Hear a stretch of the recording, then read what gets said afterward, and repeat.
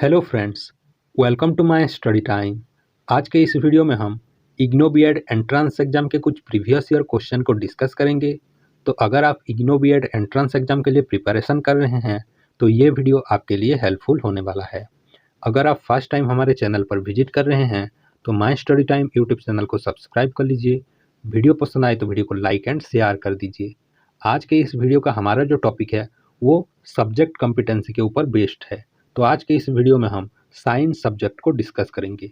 अगर आप और भी इग्नो बीएड एंट्रेंस एग्जाम से रिलेटेड कंटेंट देखना चाहते हैं तो नीचे दिए गए डिस्क्रिप्शन बॉक्स में एक लिंक दिया गया है, तो वहां जाके आप उस प्लेलिस्ट को विजिट कर सकते हैं। तो चलिए आज का ये वीडियो शुरू करते हैं। क्वेश्चन नंबर 81 में पूछा गया है, cause of acid rain is dash. Acid rain का रीजन क्या है? ऑप्शन में है release of oxides of carbon, nitrogen and sulphur in the atmosphere due to burning of fossil fuels, friction among clouds causes electric charges, humidity produces acid vapors, sun heats up the clouds। तो acid rain का जो main reason यहाँ पर है release of oxides of carbon, nitrogen and sulphur in the atmosphere due to burning of fossil fuels. तो यहाँ पर option number 1 हो जाएगा आपका राइट आंसर। क्वेश्चन नंबर 82 देख लेते हैं। क्वेश्चन नंबर 82 में पूछा गया है, Which of the following is acidic in nature? नीचे दिए गए ऑप्शन में से कौन सा एसिडिक है? Common salt solution, pure water, lemon juice, baking soda solution. तो इनमें से एसिडिक इन नेचर है लेमन जूस। ठीक है, तो ऑप्शन नंबर 3 हो जाएगा आपका राइट आंसर। जो एसिड बेस होता है हम इसे मेजर करते हैं पीएच स्केल के जरिए, पीएच स्केल के जरिए। ठीक है, नेक्स्ट क्वेश्चन देख लेते हैं। क्वेश्चन नंबर 83 में पूछा गया है, What is the volume of 16 gram of oxygen at standard temperature and pressure. तो इस क्वेश्चन को हम सॉल्व कर लेते हैं। किसी भी गैस एसटीपी में क्या होता है? 1 मोल गैस एसटीपी में क्या होता है?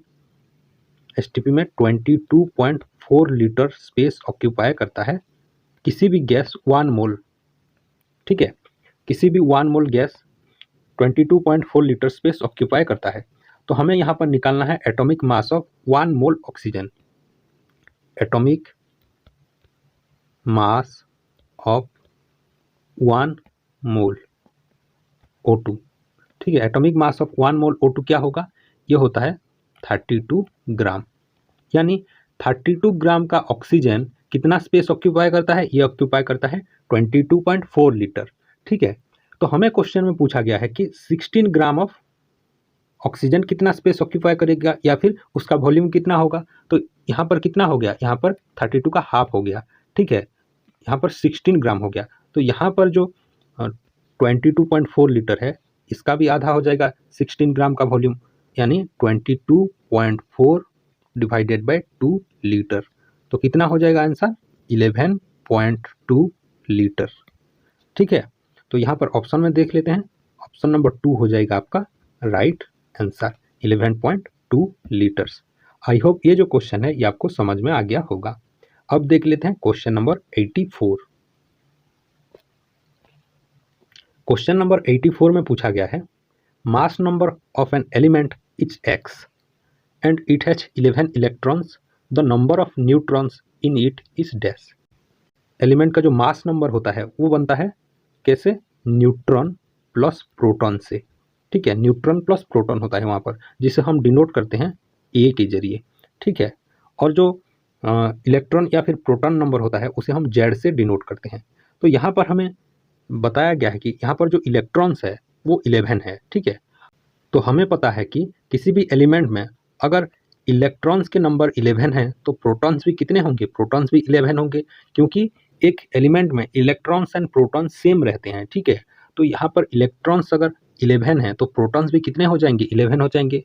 तो हमें पता है कि जो मास नंबर है वो x है, तो न्यूट्रॉन्स यहाँ पर n से डिनोट करते हैं, और प्रोटॉन का जो नंबर है उसे हम डिनोट, उसका नंबर कितना हो जाएगा? 11। तो हमें क्वेश्चन में पूछा गया है न्यूट्रॉन्स का। ठीक है, तो न्यूट्रॉन्स को इधर रख देंगे तो x माइनस 11 हो जाएगा हमारा न्यूट्रॉन्स के नंबर। ठीक है, ये हो गया हमारा सॉल्यूशन। तो न्यूट्रॉन्स का नंबर कितना हो जाएगा? यहाँ पर ऑप्शन में देख लेते हैं x माइनस 11। तो ऑप्शन नंबर 4 हो जाएगा यहाँ पर आपका राइट आंसर।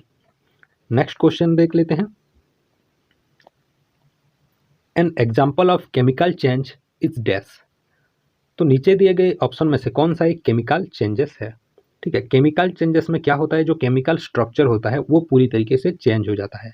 तो ऑप्शन में दिया गया है conversion of water into ice, conversion of water into steam, heating of register on passing current, conversion of milk into curd. तो इन ऑप्शन में से ऑप्शन नंबर 4 हो जाएगा हमारा राइट आंसर, जो कि है एक chemical change.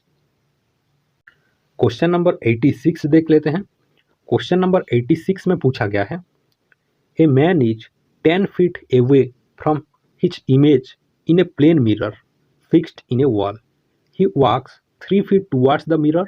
What is the distance between him and his image now? तो इस क्वेश्चन को भी हम सॉल्व कर लेते हैं। समझ लीजिए ये एक प्लेन मिरर है, ठीक है, ये एक प्लेन मिरर है जिसे हम L1, जिसे हम नेम देते हैं L, ठीक है। तो यहाँ पर एक आदमी खड़ा है जिसे हम नेम करते हैं M। यहाँ पर उसका इमेज है जिसे हम लिख लेते हैं I के जरिए, ठीक है। तो क्वेश्चन में पूछा गया है a man is 10 feet away from his image. तो ये एक प्लेन मिरर हो गया। तो उस मैन और इमेज के बीच में जो डिस्टेंस है ये 10 feet है। तो हमें पता है कि प्लेन मिरर में जो ऑब्जेक्ट का डिस्टेंस होता है और रियल डिस्टेंस होता है वो सेम होता है। तो यहाँ पर ये डिस्टेंस कितना हो जाएगा, ये 5 feet हो जाएगा, और यहाँ पर ये डिस्टेंस कितना हो जाएगा, 5 feet हो जाएगा, ठीक है। अब पूछा गया है ही वॉक्स 3 feet टूवर्ड्स द मिरर। तो ये जो आदमी है, ये जो आदमी यहाँ पर खड़ा है मैन, ये 3 feet टूवर्ड्स द मिरर ये मूव करता है, यानी यहाँ से ये 3 feet आ गया, ठीक है, 3 feet यहाँ पर आ गया। तो उसके पास वो कितने डिस्टेंस में है अब, वो 2 feet डिस्टेंस में है अब। तो उसका इमेज भी उस प्लेन मिरर के अंदर कितने फीट में बनेगा, वो भी 2 feet में यहाँ पर बनेगा। तो अब क्वेश्चन में पूछा गया है what is the distance between him and his image now. तो इस वक्त इस मैन और इस इमेज में क्या डिस्टेंस है, तो क्या हो जाएगा, यहाँ पर 2 feet है, यहाँ पर 2 feet है, तो हमें मिल जाएगा आंसर 4 feet, ठीक है। तो ऑप्शन में देख लेते हैं, ऑप्शन में है ऑप्शन नंबर 3 हो जाएगा आपका राइट आंसर, ठीक है। ऑप्शन नंबर 3 हो जाएगा यहाँ पर राइट आंसर। आई होप ये क्वेश्चन आप समझ गए होंगे। नेक्स्ट क्वेश्चन देख लेते हैं। क्वेश्चन नंबर 87 पूछा गया है if a ray of light is going from air to glass and angle of incidence is I and angle of refraction is R, we have dash.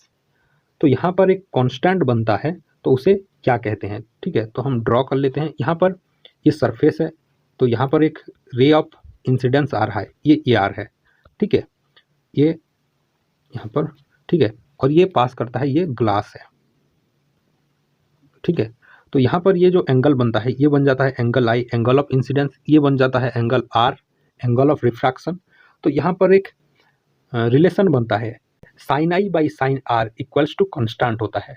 तो देख लेते हैं ऑप्शन कहाँ पर है, ऑप्शन नंबर 3 में है sine I by sine R equals to constant, ठीक है। तो यहाँ पर ऑप्शन नंबर 3 हो जाएगा आपका राइट आंसर। नेक्स्ट क्वेश्चन देख लेते हैं। क्वेश्चन नंबर 88 में पूछा गया है two resistance of 2 ohms each are joint in parallel, what is the equivalence resistance. तो यहाँ पर 2 रेजिस्टेंस को ज्वाइन किया गया है, ठीक है। यहाँ पर एक रेजिस्टेंस ये हो गया और एक रेजिस्टेंस यहाँ पर ये हो गया, इनको पैरेलल में ज्वाइन किया गया है, ठीक है। तो यहाँ पर एक रेजिस्टेंस का जो रेजिस्टिविटी कितना है, यहाँ पर 2 ohms है, 2 ohms। तो यहाँ पर पूछा गया है point A and point B में टोटल जो इक्विवेलेंट रेजिस्टेंस कितना होगा। तो यहाँ पर जो रेजिस्टेंस है वो पैरेलल में कनेक्ट किया गया है। तो पैरेलल के लिए क्या फॉर्मूला होता है, 1/r equals to 1/r1 plus 1/r2 होता है, 1/r2, ठीक है, ऐसे होता है। तो यहाँ पर हम जो इक्विवेलेंट रेजिस्टेंस कैसे निकालेंगे, यहाँ पर R1 है, ये R2 है, ठीक है। तो हम ऐसे निकालेंगे 1/2 प्लस 1/2, तो ये हो जाएगा कितना, ये हो जाएगा 1 हो जाएगा, ठीक है। तो हमें पता है 1/r कितना हो गया, 1 के बराबर, तो r इक्वल्स टू 1 हो जाएगा, ठीक है। तो यहाँ पर जो इक्विवेलेंट रेजिस्टेंस हो जाएगा 1 ओम हो जाएगा। तो ऑप्शन नंबर 1 हो जाएगा यहाँ पर राइट आंसर, ठीक है। नेक्स्ट क्वेश्चन देख लेते हैं। क्वेश्चन नंबर 89 में पूछा गया है what unbalanced force in newton will accelerate ये 25 kg यहाँ पर इसका मास दिया गया है, तो यहाँ पर ये kg हो जाएगा, ठीक है। 25 kg बॉडी फ्रॉम 5 मीटर पर सेकेंड टू 10 मीटर पर सेकेंड इन 5 सेकेंड। तो यहाँ पर डायरेक्टली हमें फोर्स पूछा गया है। फोर्स का फॉर्मूला क्या होता है? मास इंटू एक्सेलरेशन होता है, ठीक है। तो मास हमें दिया गया है 25 kg, 25 इंटू एक्सेलरेशन कैसे निकालेंगे? v minus U by T, क्योंकि हमें यहाँ पर जो फाइनल वेलोसिटी दिया गया है, इनिशियल वेलोसिटी दिया गया है और टाइम दिया गया है, तो आसानी से हम यहाँ पर एक्सेलरेशन निकाल सकते हैं। तो क्या मिल जाएगा? 25 मल्टीप्लाई बाय 10 मीटर पर सेकेंड माइनस 5 मीटर पर सेकेंड बाय 5, ठीक है। ये बन जाएगा हमारा एक्सेलरेशन। तो इसे हम जब सॉल्व करेंगे क्या हो जाएगा? 25 मल्टीप्लाइड बाय 1 हो जाएगा। तो हमारा जो फोर्स कितना हो जाएगा? फोर्स हो जाएगा यहाँ पर 25 न्यूटन, ठीक है। तो ऑप्शन नंबर 3 हो जाएगा यहाँ पर आपका राइट आंसर। आई होप ये क्वेश्चन आप समझ गए होंगे, ठीक है। नेक्स्ट क्वेश्चन देख लेते हैं। क्वेश्चन नंबर 90 में पूछा गया है what is the unit of dash. What किसका यूनिट है? तो ऑप्शन में दिया गया है एनर्जी, वर्क, फोर्स, पावर। तो वाट जो होता है वो यूनिट होता है हमारे पावर का, ठीक है। तो ऑप्शन नंबर 4 हो जाएगा यहाँ पर आपका राइट आंसर। एनर्जी का जो यूनिट होता है वो जूल होता है, ठीक है।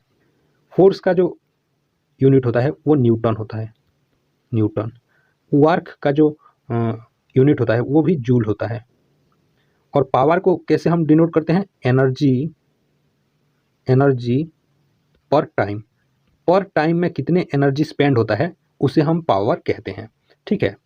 नेक्स्ट क्वेश्चन देख लेते हैं। क्वेश्चन नंबर 91 में पूछा गया है the planet nearest to earth in our solar system is dash. हमारे जो सोलर सिस्टम है यहाँ पर अर्थ के सबसे करीबी प्लैनेट कौन सा है? ऑप्शन में है मर्क्यूरी, वेनस, मार्स, जुपिटर। तो अर्थ के जो सबसे करीब प्लैनेट है वो है वेनस, ठीक है। वेनस सबसे करीब है, तो ऑप्शन नंबर 2 हो जाएगा यहाँ पर राइट आंसर। वेनस को जो ब्राइटेस्ट स्टार कहते हैं, ठीक है। तो नेक्स्ट क्वेश्चन देख लेते हैं। क्वेश्चन नंबर 92 में पूछा गया है alpha particles are dash. Alpha particle क्या है? Positively charged, negatively charged, same as photon, not charged. तो अल्फा पार्टिकल जो होता है वो पॉजिटिवली चार्ज्ड होता है, तो ऑप्शन नंबर 1 हो जाएगा यहाँ पर आपका राइट आंसर। नेक्स्ट क्वेश्चन देख लेते हैं। क्वेश्चन नंबर 93 में पूछा गया है night blindness is caused due to dash. Night blindness किस कारण से होता है? ऑप्शन में दिया गया है deficiency of vitamin A, deficiency of vitamin B, deficiency of vitamin C, excess of vitamin A. तो जो नाइट ब्लाइंडनेस होता है वो डेफिशिएंसी ऑफ विटामिन ए की वजह से होता है, तो यहाँ पर ऑप्शन नंबर 1 हो जाएगा राइट आंसर। क्वेश्चन नंबर 94 देख लेते हैं। क्वेश्चन नंबर 94 में पूछा गया है why is a flash of lightning seen before the sound of thunder is heard. Because of light travel faster than sound, because light is produced much earlier, because sound is obstructed by clouds, because sound is produce farther away.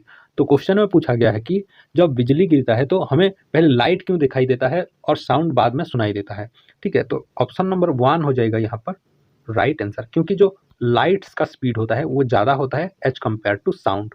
तो यहाँ पर option number 1 हो जाएगा आपका right answer. Question number 95 देख लेते हैं। Question number 95 में पूछा गया है the disease jaundice is associated with dash, eyes, lungs, gums, liver. तो जॉन्डिस जो होता है वो रिलेट करता है लीवर से, ठीक है। तो ऑप्शन नंबर 4 हो जाएगा यहाँ पर आपका राइट आंसर। क्वेश्चन नंबर 96 देख लेते हैं। क्वेश्चन नंबर 96 में पूछा गया है it is the process by which green plants manufacture food in the form of carbohydrates in the presence of sunlight. तो ये कौन सा प्रोसेस है जिस प्रोसेस की वजह से जो प्लांट्स हैं सनलाइट के प्रेजेंट में फूड प्रिपेयर करते हैं? तो ऑप्शन में दिया गया है osmosis, radio activity, photosynthesis, ecology. तो ये जो प्रोसेस है इसे कहते हैं हम फोटोसिंथेसिस। तो ऑप्शन नंबर 3 हो जाएगा आपका राइट आंसर। तो ऑस्मोसिस किसे कहते हैं? ऑस्मोसिस एक प्रोसेस होता है जो डिफ्यूजन ऑफ सॉल्वेंट मॉलिक्यूल होता है, ठीक है। तो जो सॉल्वेंट मॉलिक्यूल होता है वो higher concentration to lower concentration में एक सेमी परमिएबल मेम्ब्रेन के थ्रू मूव करता है, तो उसे हम ऑस्मोसिस कहते हैं। तो रेडियो एक्टिविटी किसे कहते हैं? जो अनस्टेबल मॉलिक्यूल्स होते हैं, अनस्टेबल एटॉमिक मॉलिक्यूल्स होते हैं, वो एनर्जी रेडिएट करते हैं, उसे हम रेडियो एक्टिविटी कहते हैं। और इकोलॉजी क्या है? Study of organisms with their environment को हम इकोलॉजी कहते हैं। नेक्स्ट क्वेश्चन देख लेते हैं, जो कि क्वेश्चन नंबर 97 है। क्वेश्चन नंबर 97 में पूछा गया है, which of the following is not an essential micronutrient for plants? तो इनमें से ऐसा कौन सा माइक्रोन्यूट्रिएंट्स हैं जो कि एसेंशियल नहीं है प्लांट्स के लिए, ठीक है। यहाँ पर लिखा गया है नॉट एसेंशियल, ठीक है। तो ऑप्शन में दिया गया है जिंक, कॉपर, बोरन, सोडियम। तो यहाँ पर इस क्वेश्चन का जो राइट आंसर हो जाएगा यह है सोडियम, जो कि एसेंशियल नहीं है। नेक्स्ट क्वेश्चन देख लेते हैं। क्वेश्चन नंबर 98 में पूछा गया है, what is the measure of acidity of a liquid? तो क्वेश्चन ये सेशन शुरू करने से पहले मैं बता दिया था, जो एसिडिटी किससे मेजर करते हैं। ऑप्शन में दिया गया है boiling point, freezing point, pH, density. तो ऑप्शन नंबर 3 हो जाएगा यहाँ पर राइट आंसर। हम पीएच स्केल के जरिए जो एसिडिटी एंड बेस होता है उसको मेजर करते हैं। क्वेश्चन नंबर 99 देख लेते हैं। क्वेश्चन नंबर 99 में पूछा गया है, which one of the following is known as laughing gas? नीचे दिए गए से कौन सा लाफिंग गैस है? Helium, nitrous oxide, nitrogen dioxide, nitrogen. तो लाफिंग गैस किसे कहते हैं? लाफिंग गैस कहते हैं नाइट्रस ऑक्साइड को। तो ऑप्शन नंबर 2 हो जाएगा यहाँ पर right answer, nitrous oxide. Question number 100 देख लेते हैं।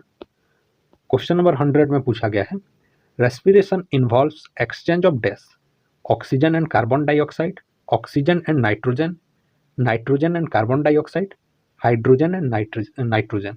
तो रेस्पिरेशन में क्या होता है? ऑक्सीजन एंड कार्बन डाइऑक्साइड का एक्सचेंज होता है।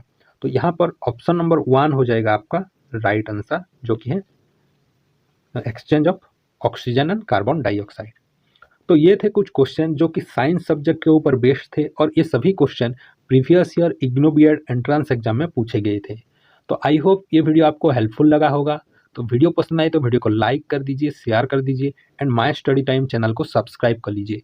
अगर आप ऐसे ही इग्नो बीएड एंट्रेंस एग्जाम से रिलेटेड और भी कंटेंट देखना चाहते हैं तो नीचे डिस्क्रिप्शन बॉक्स में लिंक दिया गया है, वहाँ जाके आप उन सारे वीडियोज़ को देख सकते हैं।